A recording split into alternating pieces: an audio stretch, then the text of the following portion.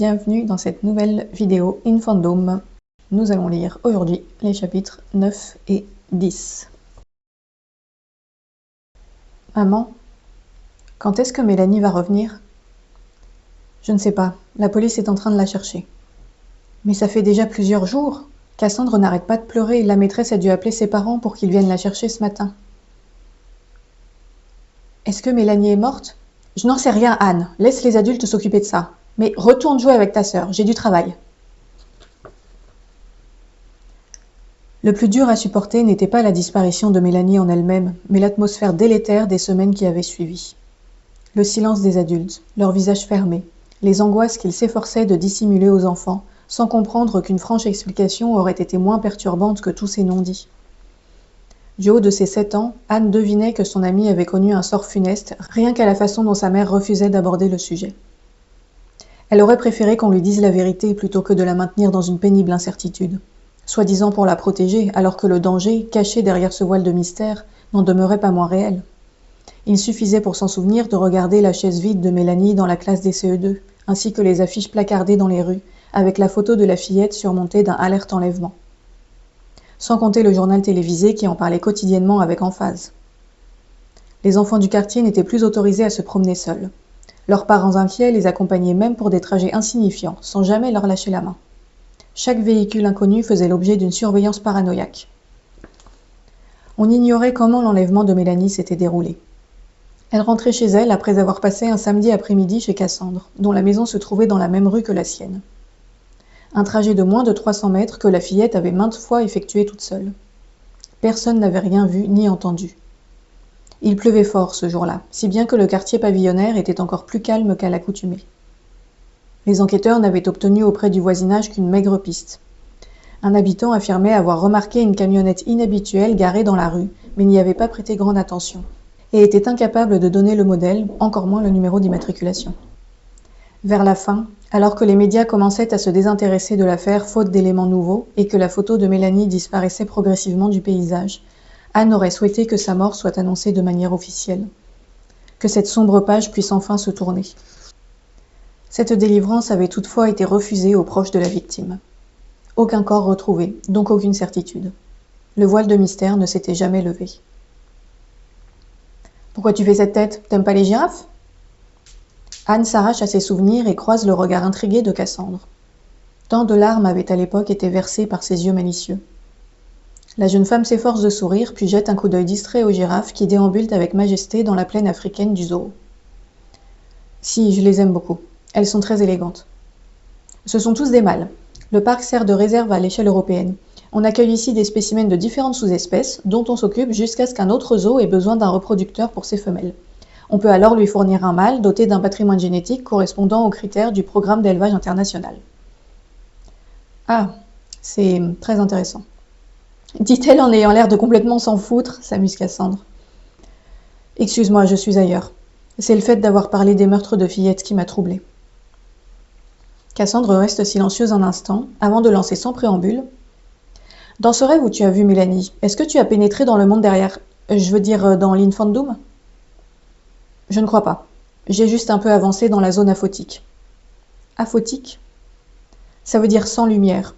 C'est le terme scientifique que j'utilise pour désigner les zones ténébreuses qui marquent la frontière de l'Infandum. Je me suis réveillée avant d'avoir pénétré celui-ci. Dommage. Peut-être que... Quoi donc? Je ne sais pas, mais parfois je me demande... Cassandre s'interrompt à nouveau et pose un doigt sur ses lèvres, tandis qu'une girafe approche de la passerelle surélevée, puis tend le cou en quête d'une friandise. Un attroupement de visiteurs avides de caresses se forme aussitôt devant l'animal. Cassandre leur demande machinalement de ne pas toucher ni nourrir les girafes, en oubliant qu'elle ne porte pas sa tenue de soigneuse, ce qui lui vaut des regards incrédules alors qu'elle entraîne Anne vers un lieu plus isolé. J'ai une théorie à te soumettre. Ça fait longtemps que j'y réfléchis sans parvenir à la vérifier, mais je pense que grâce à ton étude et tes méthodes scientifiques, tu pourrais m'aider à y voir plus clair. Je crois que tu me surestimes, mais dis toujours. Tu vas sûrement trouver ça un peu barge. À quelques reprises, lors de voyages dans l'Infandum, j'ai eu l'impression de pénétrer l'esprit d'autres personnes. Je voyais des souvenirs leur appartenant, et c'était comme si j'évoluais dans leur tête, tu vois ce que je veux dire? Je t'avoue que non. C'était pas facile à décrire. Pour être honnête, ça ne m'est arrivé que 2 fois. Mais j'y ai repensé quand tu m'as raconté ton rêve avec Mélanie, et je me disais que si tu avais réussi à franchir la zone ombreuse, tu aurais peut-être pu communiquer avec son esprit et... Je ne sais pas, c'est sans doute idiot. Qu'est-ce qui te fait croire que tu as vu les souvenirs d'autres personnes et pas simplement des inventions de ton inconscient? Ces deux expériences étaient très particulières. La première fois, j'avais 10 ans. Mon arrière-grand-mère était morte quelques jours plus tôt et je l'ai rencontrée dans l'Infandum. Je me suis retrouvée dans sa maison, ou plutôt les souvenirs qu'elle en gardait. Le décor n'était pas très net, certains éléments ressortaient beaucoup alors que d'autres semblaient à moitié effacés. Mon arrière-grand-mère était dans son fauteuil favori et m'a fixé avec consternation quand elle m'a aperçue. Elle m'a demandé ce que je faisais là, d'un ton qui signifiait que j'avais transgressé une loi capitale. Je m'étais réveillée tout de suite car j'avais pris peur. Ma deuxième expérience était presque identique, sauf que cette fois j'avais 19 ans et qu'il s'agissait de mon grand-père, qui venait de succomber à une crise cardiaque. Je pense que c'est leur décès qui m'a permis de trouver leurs esprits dans l'Infandum et d'y accéder. Je vois, répond Anne, peu convaincue. Est-ce que ça t'est déjà arrivé? Non, pas du tout. Anne surprend sa phrase, traversée par une intuition éclatante, mais dont les implications l'effraient au point de lui faire rejeter son idée avant même de l'avoir formulée. Ça ne m'est jamais arrivé. Sans doute parce que je ne fréquente pas l'Infandum. Comment ça se fait d'ailleurs? C'est devenu très naturel pour moi après quelques années de pratique. Je m'abstiens de pratiquer justement. Il est plus prudent de rester en dehors de cet endroit. Tu as peur à cause de ce qui s'est passé le jour de la ronde? Ce n'est pas un sujet dont j'aime parler. Pour une fois, Cassandre paraît sensible aux états d'âme de son ami et ravale ses questions. La suite de la journée se déroule sans autre allusion à l'Infandum ni au meurtre de fillette. Les deux jeunes femmes achèvent leur visite dans l'immense boutique du parc, où, faute d'avoir pu l'observer en chair et en os, Anne peut admirer Maya sur les cartes postales, affiches et autres objets à son effigie. Il lui faut reconnaître que Cassandre s'est trouvé un superbe animal totem. Bien plus attachant que mes horribles serpents. Si tu veux acheter quelque chose, n'hésite pas, j'ai 50% de réduction grâce à mon statut d'employé. Ça ira, merci. C'était vraiment sympa aujourd'hui, il faudra qu'on s'organise d'autres sorties? Anne acquiesce mollement, en proie à une subite lassitude aux contours imprécis. Elle ne peut nier avoir passé une agréable journée en compagnie de sa meilleure amie. Pourtant, se séparer de Cassandre et rejoindre la solitude de sa voiture lui apporte un inexplicable soulagement.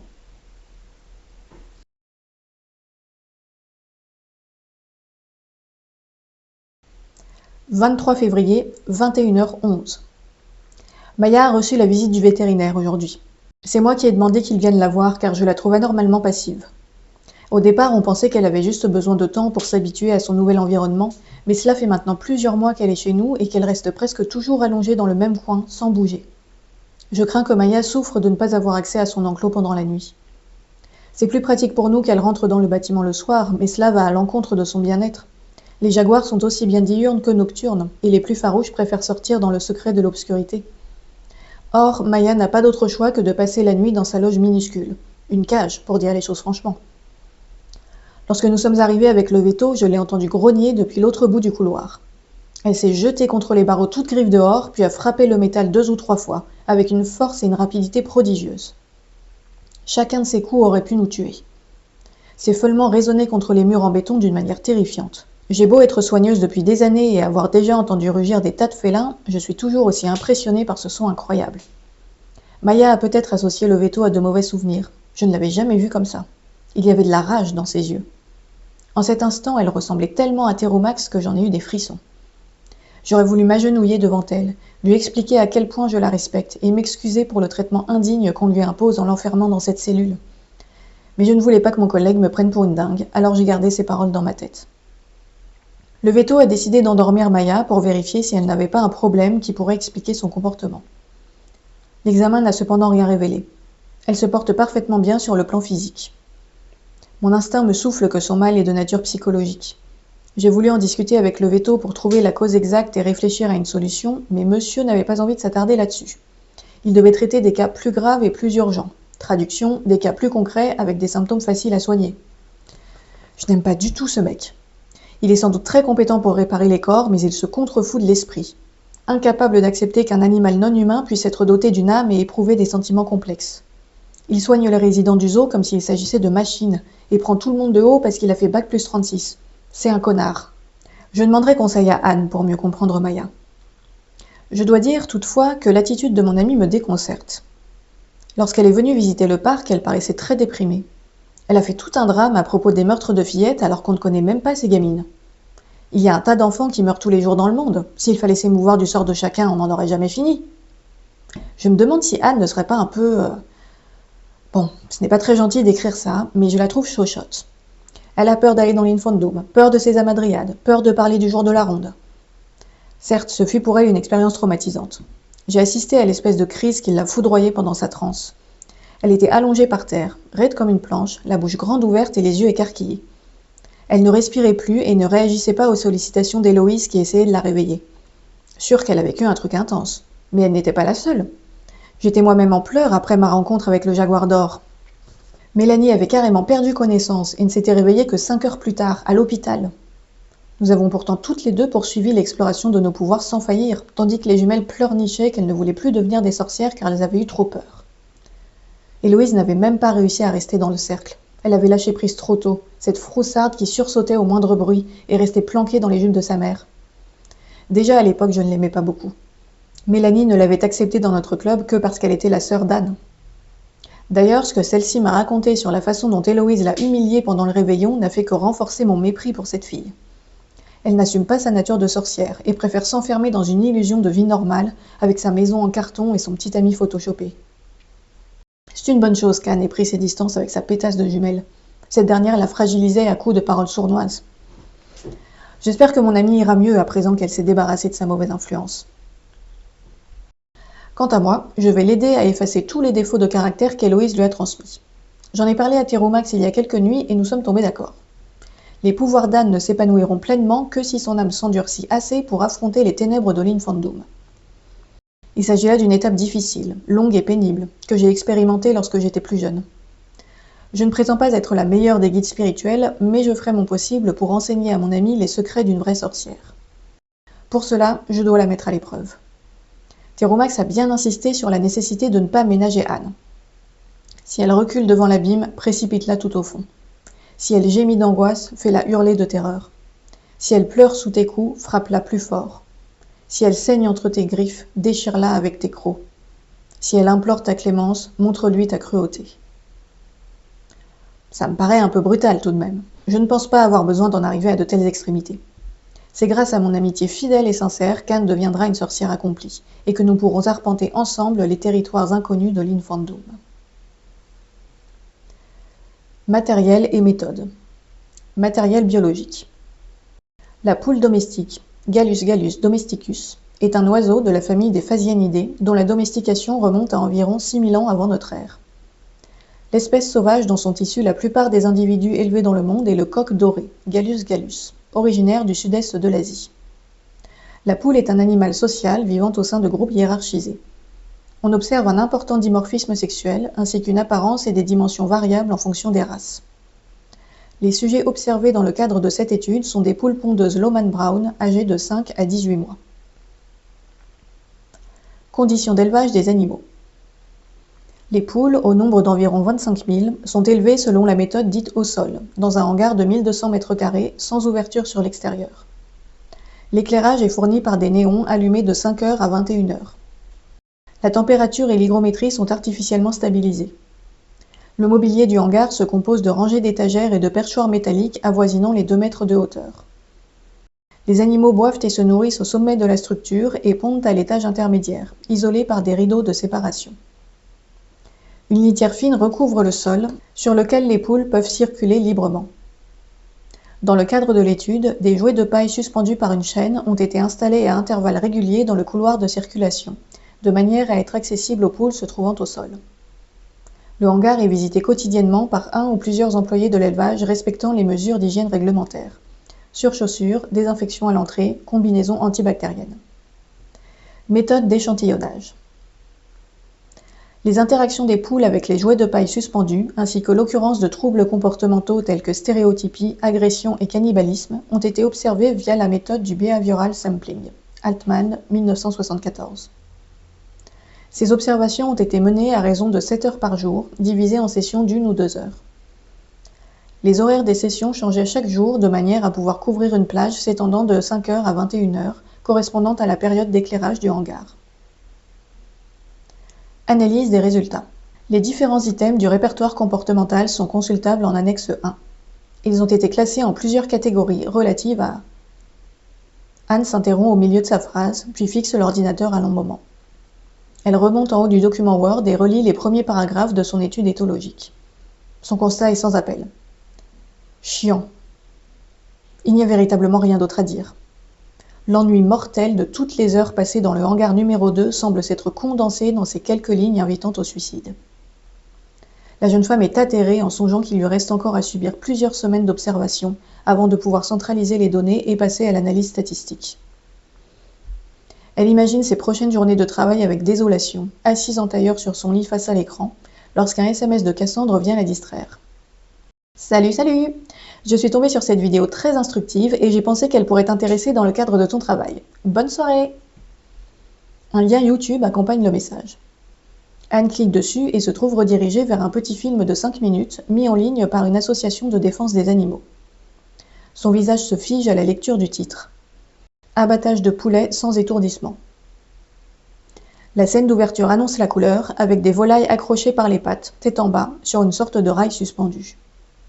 Un employé, dont on aperçoit seulement les bras, accroche de nouveaux spécimens les uns à la suite des autres, tandis que la chaîne se déroule. Certains poulets battent furieusement des ailes et tentent de se redresser. D'autres restent immobiles, comme paralysés, le bec grand ouvert et le souffle saccadé. Anne sait qu'elle ne va pas aimer ce qui va suivre. Elle sait qu'il lui faut interrompre ce film tout de suite, fermer l'application et ne plus jamais cliquer sur ce lien. Pourtant, elle n'esquisse aucun mouvement. Une stupeur similaire à celle des oiseaux s'est emparée d'elle. La séquence de l'accrochage s'achève, puis laisse place à de nouvelles images. Les volailles suspendues sont acheminées le long d'un mur maculé d'innombrables traînées de sang, vers un second employé anonyme muni d'un couteau. Anne regarde jusqu'au bout. Elle ne détourne pas les yeux et ne ferme l'application qu'une fois la vidéo terminée. Très bien. Et maintenant? Qu'est-elle censée dire à Cassandre qui a jugé bon de lui partager ce contenu? Faut-il seulement lui répondre? Anne devine pourquoi son amie lui a envoyé l'affreuse vidéo. Les images du poulet démembré offert en sacrifice à Théromax ont été effacées de son téléphone, mais pas de sa propre mémoire. Elle repense à présent aux hypothèses très précises de Cassandre à propos des tueurs en série. Elle aime ce genre de choses. Elle a toujours aimé ça. 20 ans plus tôt, chaque fois que les jumelles passaient un après-midi chez leurs camarades de classe, Anne s'étonnait des mœurs de cette dernière. Décapiter ses jouets et leur planter des aiguilles dans les yeux lui semblait une étrange façon de s'amuser. Elle ne s'en inquiétait toutefois pas vraiment. Son amie était parfois bizarre, mais c'était une très bonne copine, et que lui importait qu'elle arrache la tête de ses poupées du moment qu'elle laissait tranquille celle des autres. Aujourd'hui, Cassandre est adulte et ne se contente plus de Barbie et d'animaux en plastique. Doit-on commencer à s'inquiéter? Anne relit le SMS, incertaine du comportement à adopter, devant ce qui pourrait tout aussi bien être une provocation qu'un désir sincère de partager ses centres d'intérêt. Ses doigts pianotent une réponse. C'est gentil à toi de vouloir m'aider, mais mon travail n'a aucun rapport avec les abattoirs et je n'aime pas voir ce genre d'image. Non, ça ne va pas. Mieux vaut éviter de lui tendre une perche qui lui permettrait d'embrayer plus avant sur le sujet. Anne tente quelques débuts de phrases infructueux avant de finalement opter pour une réponse fermée n'appelant aucune discussion. En effet, c'est édifiant. Avec un peu de chance, ce laconisme fera comprendre à Cassandre qu'il est inutile de poursuivre ou de réitérer ce genre d'initiative. Le mal est fait néanmoins. Impossible de reprendre la rédaction du rapport sur les pondeuses après avoir vu ce qui les attend au bout du chemin. Anne ferme le document Word. Elle commence à rabaisser l'écran de son ordinateur, puis change d'avis et ouvre un autre fichier intitulé Infandom. Ce qui n'était au départ qu'une suite d'anecdotes désordonnées commence à prendre forme. Anne a consacré beaucoup de temps à son étude parallèle, bien davantage qu'à celle qui lui permet de gagner son salaire, à vrai dire. Les mises en garde d'Héloïse n'ont servi qu'à renforcer sa détermination à percer le mystère de l'Infandum. Sa jumelle avait cependant raison sur un point. Voilà trop longtemps qu'elle accepte d'être une victime. Subir passivement les capacités développées au contact de Mélanie l'a menée au bord du gouffre durant son adolescence, et pourrait bien la faire sombrer de nouveau. Le seul moyen d'éviter cela consiste à prendre le taureau par les cornes, ou plutôt le cobra par les crochets. Une fois qu'elle aura identifié les rouages des phénomènes qui ont jusqu'ici régi son destin, elle apprendra à les maîtriser et ne sera jamais plus à la merci de spectres et phobies. Plusieurs éléments émergent déjà de ces réflexions, qui transforment peu à peu le concept informe de l'Infandum en une entité mieux structurée, qu'Anne peut circonscrire avec des mots d'une précision réconfortante. L'Infandum est selon toute vraisemblance une dimension caractérisée par sa nature immatérielle, qui ne répond pas aux lois de la physique classique. Il se rapproche de la dimension onirique, et au même titre que le rêve, n'est accessible qu'à condition de quitter l'état de veille consciente, pour passer soit en état de sommeil, soit en état de transe. Dans le premier cas, la porte d'accès vers cette dimension méta-onirique apparaît sous forme d'une zone aphotique, que le rêveur ou la rêveuse doit traverser. Ce passage soumet l'esprit à une sensation d'oppression et d'angoisse qui peut cependant devenir surmontable grâce à une pratique régulière. Selon les dires de Cassandre, le fait de franchir fréquemment cette frontière entraîne une désensibilisation progressive. Dans le cas d'une transe, l'esprit accède directement à l'Infandum sans passer par une phase de rêve préliminaire. Ce type d'expérience peut s'avérer violent et même traumatique. Cassandre, Mélanie ainsi que Anne l'ont vécu à la suite d'un rituel appelé la ronde, durant lequel elles ont formé un cercle et tourné le plus vite possible dans une pièce sans lumière. La transe a été provoquée par les vertiges liés à ce mouvement très rapide associé à la perte des repères visuels. Anne a vécu un phénomène similaire à l'âge adulte après avoir été mordue par Spectre, une entité apparemment originaire de l'Infandum et se manifestant sous la forme d'un cobra blanc aux yeux noirs. L'existence et le rôle de ces entités animales représentent pour l'heure une énigme, mais il semble qu'elles fonctionnent par paires. Spectre est ainsi associé à Phobie, une femelle cobra dorée aux yeux rouges dont les apparitions sont extrêmement rares. Cassandre est quant à elle en contact avec 2 jaguars. Théromax, qui possède un pelage noir, et un jaguar d'or dont elle ignore le nom et qui ne lui est apparu qu'une seule fois. Il faut ici préciser que Spectre et Phobie sont capables d'apparaître en dehors de la dimension onirique et d'interagir avec Anne lorsqu'elle est éveillée, alors que Théromax et le jaguar d'or sont apparemment confinés dans le monde du rêve. Ces félins sont en revanche doués de parole et dialoguent avec Cassandre pendant ses rêves.